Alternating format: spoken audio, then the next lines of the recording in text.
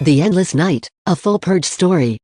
The 10th annual Purge was just hours away, and the entire nation was bracing for another night of chaos. Over the years, the event had grown into a macabre tradition, and for some, it was the only time they could live without consequence. In Harrow Bay, a mid-sized coastal city with an ominous reputation, the streets were already empty.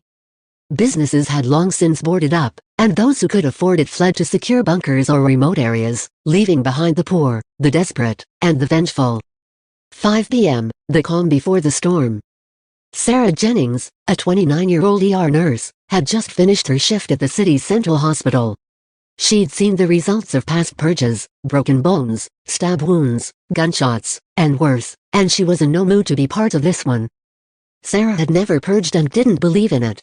She saw it as a way for the powerful to prey on the weak, a twisted form of social control wrapped in the guise of a national holiday. After work, she made her way to her modest apartment, locking all 4 of the heavy steel deadbolts on the door. She was one of the lucky ones who had a reinforced building, a gift from her late father, a man who had once fought to end the purge before he mysteriously disappeared during one of the early purges. As she settled into her apartment, double-checking her supply of food, water, and the old rifle her father had left her, she couldn't shake the feeling that this year would be different. Something felt off. 6 p.m., Harrow Bay prepares. Across town, Darius D. Miller was doing his own preparations. A former gang leader turned purge protector, Darius had made a name for himself by offering protection to those who couldn't afford the high-priced security of the elites. For a fee, of course. His group, known as the Syndicate, had grown into a well-organized militia. They didn't go out looking for violence, but if violence found them, they were ready. Tonight, though, things were different.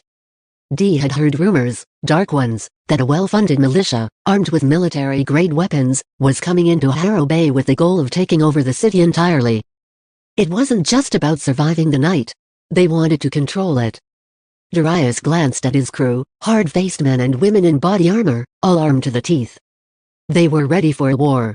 But he couldn't shake the feeling that they were walking into a trap. 7 p.m., the elite's plans. Meanwhile, in the wealthy district of Harrow Heights, where the rich live in fortified mansions, a group of powerful elites was preparing for their own version of the purge. The Carver family, led by patriarch William Carver, a businessman with connections to the government, saw the purge as an opportunity. Each year, the Carvers hosted an exclusive event, an auction where the ultra-wealthy could purchase people to hunt. They called it the ultimate game, a sick form of sport where the poor were captured, released into the wild, and hunted for sport.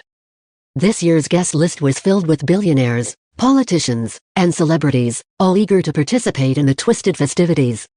But William had something special planned for this purge. He had acquired a new target, a man whose death would send shockwaves through the political world, David Locke, a radical leader who had been rallying the poor to rise up against the elites. 7:59 p.m., the siren sounds.